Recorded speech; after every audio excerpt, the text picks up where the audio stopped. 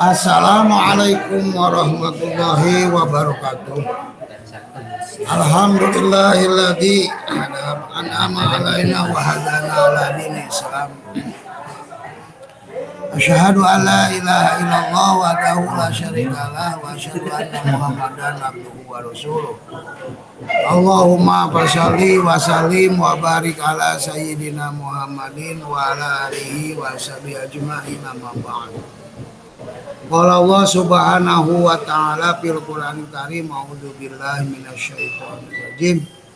Fa'lam annahu la ilaha illallah. Shadaqallahul adzim.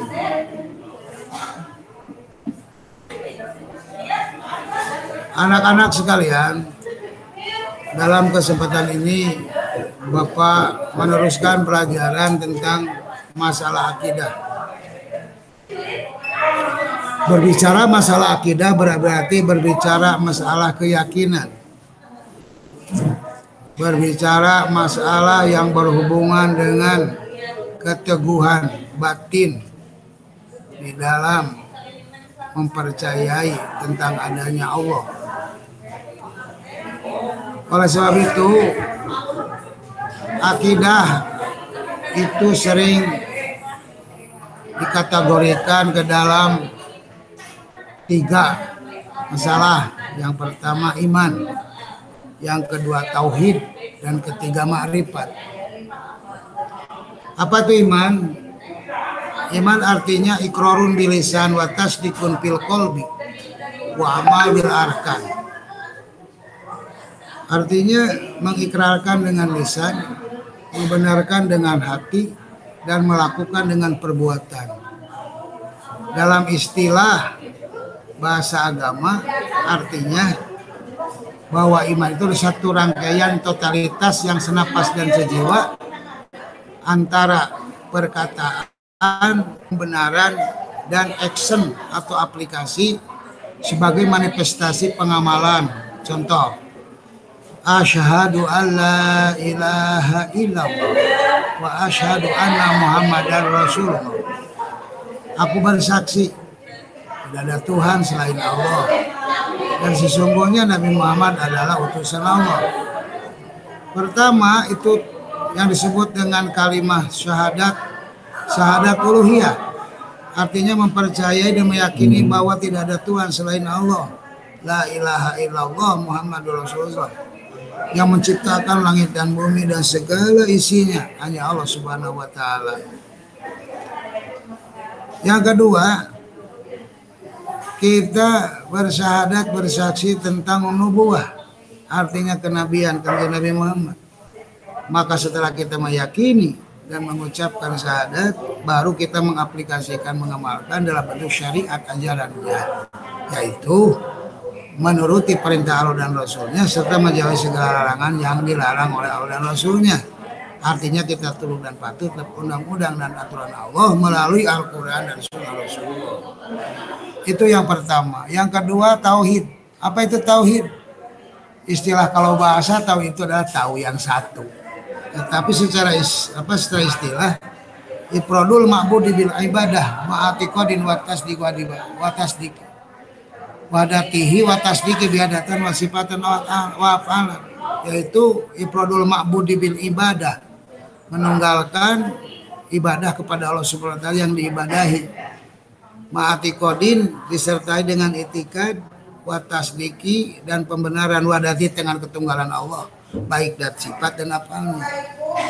Oleh sebab itu, di dalam tauhid artinya kita mengesahkan Allah Subhanahu wa taala dalam segala baik datnya, sifat dan afalnya. Yang ketiga yang disebut ma'rifat. Artinya ma'rifat itu kalau secara istilah idrakun jazim muwafiqun lil waqi' nasyunan dalilin. Penemuan yang pasti sesuai dengan kenyataan serta ada dalil yang memberikan kebenaran. Contoh, kita meyakini bahwanya adanya Allah karena Allah menciptakan langit dan bumi dan seisinya, maka semua itu merupakan tanda atau dalil tentang adanya Allah Subhanahu wa taala. Qul ma rabbus samawati wal ardillah. Siapa yang menciptakan langit dan bumi? Jawabnya Allah. Maka Allah dikatakan sebagai Tuhan pencipta dan segalanya karena ada dalil yang menguatkan setelah fakta yang membuktikan. Di dalam akidah dibagi tiga. Ada akidah apa? Satu, akidah uluhiyah atau tauhid uluhiyah. Artinya tauhid tentang pengakuan ketuhanan Allah Subhanahu wa taala. Disebut dengan tauhid uluhiyah. Ya. Yang kedua, tauhid rububiyah. Artinya bahwa Tuhan Allah Subhanahu wa taala itu adalah pengurus seluruh alam, mengurusi. Yang ketiga, tauhid al-asma, yaitu bahwa asma dan keesaan Tuhan di alamnya adalah untuk percaya bahwa tidak ada lagi yang mirip dengan Allah sesuatu pun, baik sifat, apal dan zatnya. Qul huwallahu ahad, Allahus samad, lam yalid wa lam yulad wa lam yakul lahu kufuwan ahad, atau laisa kamitslihi syai'un. Jadi tidak ada yang menyamai kepada Allah Subhanahu wa taala. Oleh sebab itu, di dalam tauhid atau disebut aqidul iman itu ada 50 perkara yang harus kita imani. Biasa kalau di pasar itu dinyanyikan. Hari aqidul iman, kita ayat 50 perkara, 20 nu wajib ti Allah, 20 nu muhal ti Allah, hiji nu wenang ti Allah. Jadi jumlah 40 hiji. 4 nu wajib ti Rasul, 4 nu muhal ti Rasul, hiji nu wenang ti Rasul. Jadi jumlahna salapan jeung 40 hiji, jadi jumlah 50. Nah, itu disebut aqidul iman. Yang pertama kita serius kita bako mukhalafatul awadisi dan seterusnya. Yang kemudian sifat nabi, sifat rasul, ada sebutan sidik, amanah, fatwa dan tabligh. Ada sifat mustahil, ada sifat mustahil Allah, mustahil Rasul, dan asal sifat jaid. Kalau sifat jaid Allah berkehendak mencipta, tidak mencipta. Sedangkan sifat jaid pada Rasul disebut a'radul basyariyah. A'radul basyariyah itulah sifat kemanusiaan allati la tu'addi ila naqsim fi maratibi mu'aliyah, yang tidak mengurangi pangkat dan jabatan kerasulan. Oleh sebab itu, maka di dalam sifat aqidul iman itu ada sifat Allah dan mustahil dan jaidnya, Rasul yang wajib dan mustahil dan jaidnya terbentuk dalam satu nadoman tadi. Yang selanjutnya di dalam tauhid itu ada pancaran-pancaran tauhid. Yang pertama yang disebut dengan pancaran-pancaran tauhid adalah yang pertama iman, yang kedua akidah, ketiga tauhid, keempat sunnah, kelima usuluddin, keenam fikul akbar, ketujuh asyariah.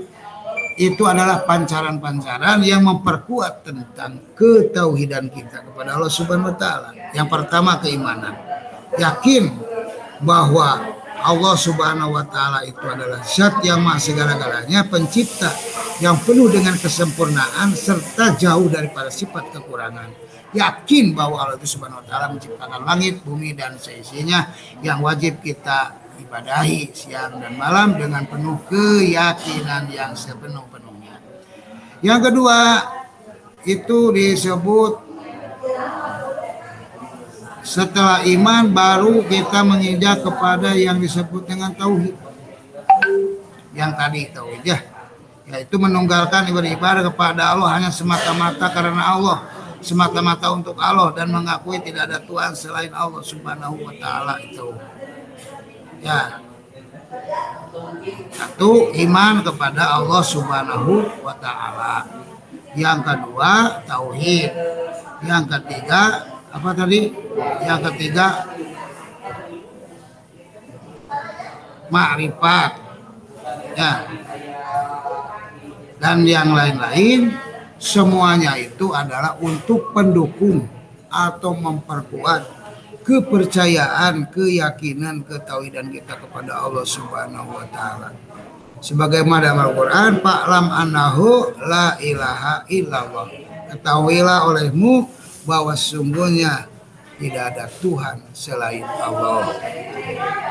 Yang kedua, itu kita biasa sih melihat dan mengetahui tentang Asmaul Husna dari wallahu la ilaha illallah rahmanur rahim al malikul qudus salamul mu'minun wal azizul jabbar mutakabbir al khaliqul barul musawwirul lahu musawwirul ghafarul qaharul wahul syakul kataul al mulqabir al basidul khafidul rafiul mu'izzul mudirul samiul basir al hakamul adil latiful khabirul halimul azimul ghafur asyakurul alimul kabir habibul muqitul hasibul jalul karim ar raqibul mujibul wasul hakim al wadidul majid ba'dul syahidul hakul akil al qawiyul matinul waliyul hamilul muslimin al muhyil mumitul hayyul qayyumul wajidul majidul wahidul ahadus samad al qadirul muqtadirul muqaddimul muakhirul awwalul akhirul dhahirul batinul muta'ali al barut tawwabul muntaqimur rauful mulki dul rauful malikul mulki dul jalul kam al muqsitul jami'ul banul mugrimani udhar an-nafiul ladil wadiul batil warithul rasyid sabur.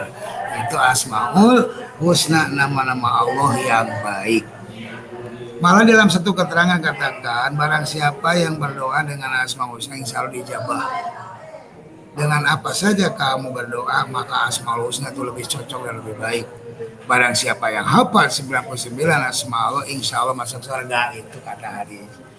Nah, semoga itu memperkuat akidah, memperkuat keimanan kita, ketaatan kita kepada Allah Subhanahu wa taala. Setelah mengenal sifat-sifat Allah dan asma-asma Allah, timbul dalam diri kita rasa yakin yang seyakin-yakinnya tidak akan istilah sunatnya mual luka iluan, mual gedag keanginan bagai batu karang di tengah lautan yang kuat tertempa ombak. Itu innalladzina qalu rabbuna wa sumastaqamu. Nah, sesungguhnya orang-orang yang beriman itu berkata sumastaqamu, mereka itu istiqomah. Istiqomahnya yusabitullahu alladzina bil qawli sabitul dunya wal akhirah. Artinya dia mengatakan Allah dari semenjak dia hidup sampai dia meninggal dunia. Para ada hadis, man qala la ilaha illallah akhirul hayatahu lil jannah. Barang siapa yang mengatakan Allah di akhir kehidupannya, maka dia akan masuk surga.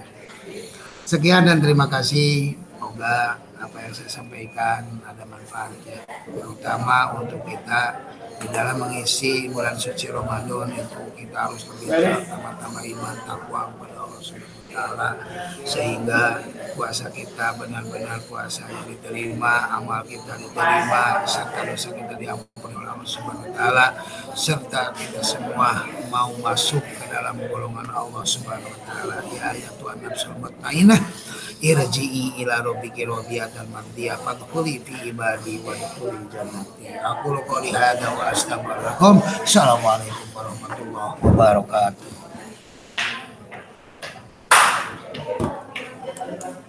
Jangan tuh saya masjid